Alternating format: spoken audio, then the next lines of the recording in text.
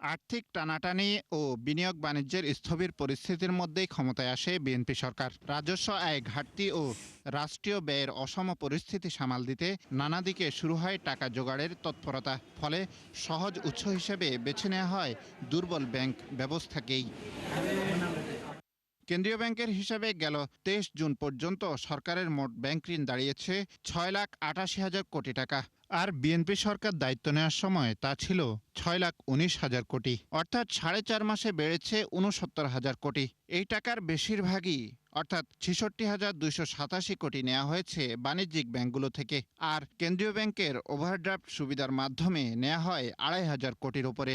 অর্থনীতির ভাষায় যা সরাসরি টাকা ছাপানো।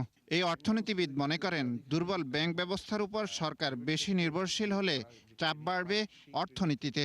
ব্যাংক ব্যবস্থা থেকে ঋণ কিছুটা সরকারকে নিতেই হবে, এটা কোনো সমস্যা না, কিন্তু সেটা যখন খুব অত্যাধিক হয়ে যায়, আবার যে টার্গেট হয় তার চেয়েও বেশি হয়ে যায়, তখন আসলে উদ্বেগের কারণ হয়। ব্যাংক ব্যবস্থা থেকে যদি অত্যাধিক হারে ঋণ নেওয়া হয়, প্রাইভেট সেক্টর তারা যে ক্রেডিট পায় সেই ক্রেডিট থেকে কিন্তু তারা বঞ্চিত হয়ে যায়। যখন নিড তৈরি হবে, উৎপাদনশীলতা সৃষ্টি হবে, তখন কিন্তু সাইকেল বেড়ে যাবে। আজকে আপনি এলসি খুলছেন, র মেটেরিয়াল ইম্পোর্ট করছেন, প্রোডাকশন করছেন, এক্সপোর্ট করছেন, এক্সপোর্ট প্রসিড আসতেছে, আবার এলসি খুলছেন, তখন সাইকেলটা বেড়ে যাবে।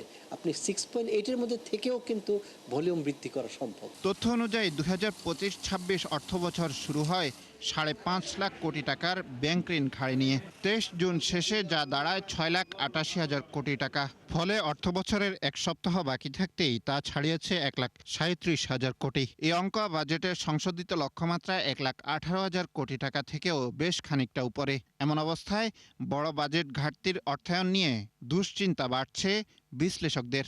সরকার যদি এরকম ব্যাংক এবং এর থেকে ঋণ বেশি নেয়, সেটা কিন্তু আলটিমেটলি এটা কিন্তু রাষ্ট্রের অর্থনীতিকে এটা কিন্তু ক্ষতিগ্রস্ত করে। সরকার বলেন, প্রাইভেট সেক্টর বলেন, এন্টারপ্রেনিউরিয়াল বিজনেস, সবাই কিন্তু ব্যাংক নির্ভর। তো ব্যাংক নির্ভর হতে যেয়েই কিন্তু এই সমস্যাটা হয়েছে। কিন্তু অন্যান্য দেশে দেখবেন আমাদের অল্টারনেটিভ মার্কেট, যেটা বন্ড মার্কেট, পুঁজিবাজার মার্কেট, অনেক ডেভেলপড। তো সেটা তো আমরা করতে পারিনি আর কি। নতুন অর্থবছরে সরকার ব্যাংক ব্যবস্থা থেকে ঋণ নিতে চায় ১,১২,০০০ কোটি টাকা। আব্দুল জাহির আনাস, ৭১, ঢাকা।